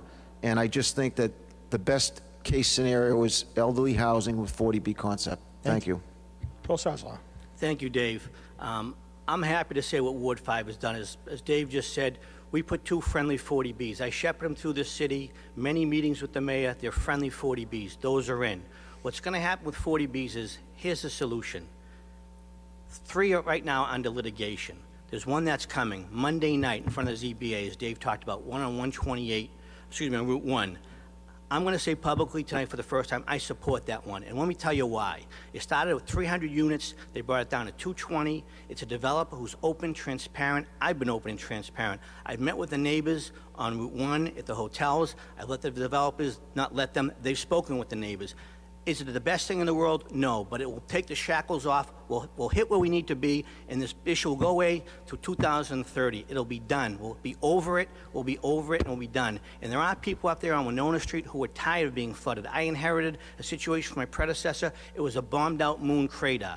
I've dealt with it. I've tried to work with the neighbors. I've had people up there who had their in-ground pool flooded. Imagine having an in-ground pool flooded 3 times in a row with mud. I would have liked the 12 houses. That ship sailed. They're not going to build 12 houses. It's economically not feasible. But let me tell you, this is the project. Is it the best project? I don't know if there's any best project, but it's the right project. They've been open. They're transparent. They're a good developer. And as I said, I'm proud of what we've done, and I hope the mayor joins me. Thank you. Thank you. We have time for one more question, and we start with Stephanie Peach in Ward 3. This is a chamber event, so we have a business question. As a ward councilor, how do you see your relationship with the business community? And are there possibilities for new businesses or expanded businesses in your ward? And if so, what would you like to see? Thank you. That's a great question. So in part of going door-to-door meeting with residents, I've also gone business to business in Ward 3. And I'll tell you, many business owners said, wow, this is the first time someone who's seeking office or any elected official, someone affiliated with the city council, has come to my business and asked me what I would like to see and what issues I'm facing as a business owner in this ward. There are a lot of issues that our businesses are facing. I think they need a partnership with their ward councilor in order to reach out when they need to navigate things. I've also heard from people that have opened new businesses in Ward 3 recently through this pandemic that struggled with the processes going through the city. We need to make it easier for small businesses to open here. We need to provide them with services. We need to provide them with all the information that they need at one time. Someone mentioned earlier, businesses shouldn't have to hire an attorney to go through a city council process in order to be in Peabody. I fully agree with that. I think we need to actively look to fill our storefronts. We have many empty storefronts in Ward 3, and make sure that the small business owners that have been here for years upon years, especially on Walnut Street, continue to stay here and call Peabody home. Thank you. Jim Mitsoulas. Thank you, David. Walnut Street, you just mentioned Central Bakery's a business. They have my sign in their window. The businesses in my ward are perfectly happy with the way I do things. I don't know where we hear things like that, but let me tell you about bringing business into my ward and how I feel about it. The mill building, building 58, if it wasn't for me, they'd have never had the use change. I'm the guy that supported it. And if I was against the mill building, they'd have never got that use change that they've got right now. They're able to serve liquor there, put restaurants there. I'm all for that. I'm known for bringing business into Peabody. That gets the city revenue. That's how we pay our bills. And it keeps, let me tell you about the 58 building that I'm not for. I supported it, but I'm not for it, and I told the owner, as long as I'm the councillor, that will never happen. He's looking for a zoning change to put apartments upstairs, condos. I told him that's not going to happen. Anyways. Thank you. Julie Daigle. Thank you, Dave. I'm trying to follow the method to your madness of jumping around. This is a great question to end off with, especially for me, because we're working for the Mills 58. I represent a lot of small businesses within Ward 2, and we're hoping to represent, Ward 3. We're hoping to represent a lot of a new small business in Ward 2 at the 2 Washington Street project, and I think there's a relationship that can happen among that and Ward 4. But part of the reason that I'm running is because I've seen, working from the city and then now the private sector, the struggle, to Stephanie's point, for a small or big business from the mall, which is in Ward 4, to come in and get permitted. And it is difficult. It costs a lot of money to hire professionals. It's a long process. I was business liaison, and I can tell you it is a struggle for them. So I think we need to make that process easier, whether it's business liaison on the council. Councillor Melville had a great idea about improving the special permit process. The mall's going to need our help more than ever. The industrial park's going to need us to be open-minded about rezoning there. I think things have changed with COVID, and if we want to keep that commercial tax base up to offset the residential tax base, we need to change, and we need to be open-minded to those changes. Otherwise, your taxes are going to go up significantly, and no one really wants to see that happen. So it's a Ward 4 effort, and it's a city effort. Thank you. Thank you. Ed Charist. Thank you. And again, I think every councillor who's on the board now who are all business friendly. We always participate in things that's going on downtown and other throughout the city. Now, my ward encompasses the mall, and work very closely with Mark Whiting, and Mark Whiting will tell you to your face that there is not a better ward councilor working with him to bring in new businesses. The one thing we want to make sure is that North Shore Mall does not become a Liberty Tree Mall. Since I've been on the council, I've brought many and worked with him to have many events and many things that go on there, including our ball, right? Our anniversary ball was held in the mall. Tesla came here, Lifetime Fitness, all the new restaurants and entertainment establishments that's going on right now in the mall is something I work closely with Mark bringing. We brought in the circus, which was at one point many people was scared of it, but ended up being an excellent entertainment event for the city, never mind the mall, the North Shore and the Ward 4. It helped out with the police and fire details. So I've been showing myself in the last 6 years that I am certainly a business friendly, and I thought that's the reason why we did have a business liaison in the past 7 or 8 years, is because we were making it easier for businesses to operate here in the city. Thank you. Thank you. Joel Saslow. So for 25 years, I was a business consultant for the Yellow Page industry. Obviously, I worked with many, many businesses. Just today, on my direct mail piece, I put out a picture with businesses that I've helped bring to Peabody: Stanzi's, the Big Pig Barbecue, the Auto Factory. These are young entrepreneurs who've come to the city. I work with them, I have them set up, I help them through the process with the clerk's office. But let me give you another example where I won't stand for all businesses. We had a credit union a bank that wanted to come down in West Peabody, across from the fire station. They demanded to have an ATM. I met with the neighbors, and the neighbors said, we don't want that ATM. We don't want those lights in our living rooms at 2 in the morning. 2 in the morning. So I would not support that business. Another situation was, there's a gun shop on Route 1. They want a mobile gun range. I would not support that because the neighbors of Huntington Woods asked me not to, and other various neighbors did too. Unfortunately, the ZBA approved it. So I'll support good business when it doesn't affect the quality of life and when it can help bring revenue to keep our tax dollars down. Thank you. Thank you. Dave Kamash. Yes, I'm very supportive of business. I think that it's important that we bring more business in. I think the issue becomes to streamline the application process to allow the small businesses to make it easier for them to come in. I also think that we should revisit the zoning and try to massage some of the requirements for certain districts. We could tweak it a little bit, try to increase some of a different diversity type of business to come in there, and it will create a more of a wanting to come to the city of Peabody because you have more of a unique type of business that can go in there. So instead of it just getting the issues to be straight, add a couple things. Put a couple more things in there to allow the businesses to create their own business. And the more business you have, the better off you are. Thank you. Thank you. Peter McGinn. Yes, thanks for the question. It's important to create a good environment for businesses. I'm a board member of Main Streets, and some of our efforts on Main Streets have, through pop-ups and so forth, have led actually indirectly to some of the new businesses that later became established downtown. So Breaking Grounds is a great example of that. We started with a pop-up coffee offering, and that became ultimately a permanent operation. There has been significant new business in the downtown. There's One Main Street is a very good example of that. That's the location of Stanzi's with the renovation of the upstairs.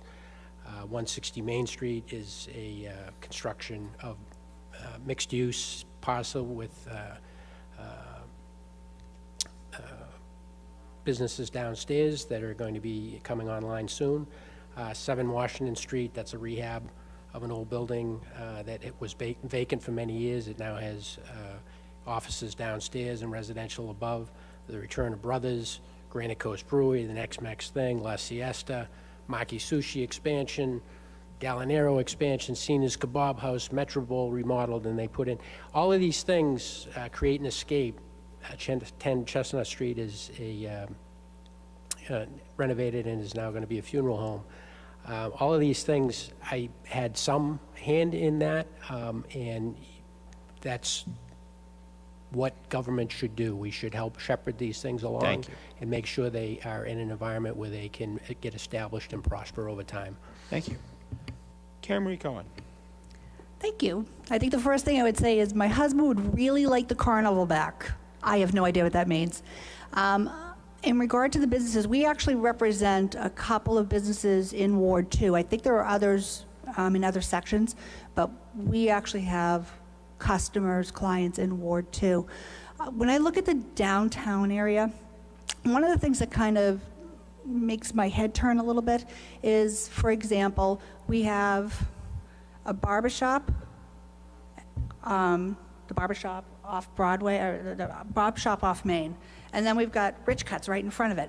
2 awesome businesses that are right next to each other. Maybe, with the zoning and such, we need to kind of look at, should there be a little bit of a distance there in order to make sure that both businesses can succeed? So there's just little tweaks that we can make. Businesses I'd love to see come into downtown. How about a workout studio? I work out 4 to 5 times a week. I would love something closer to home. I go to another ward for that, but I'd love something closer to home. Little things that would get people coming to go into Breaking Grounds during the day, or any of the other little stores that are in the area, something that's going to encourage life. That'd be awesome. Thank you. Thank you. And that concludes our ward debate. Let's have a round of applause for the ward candidates.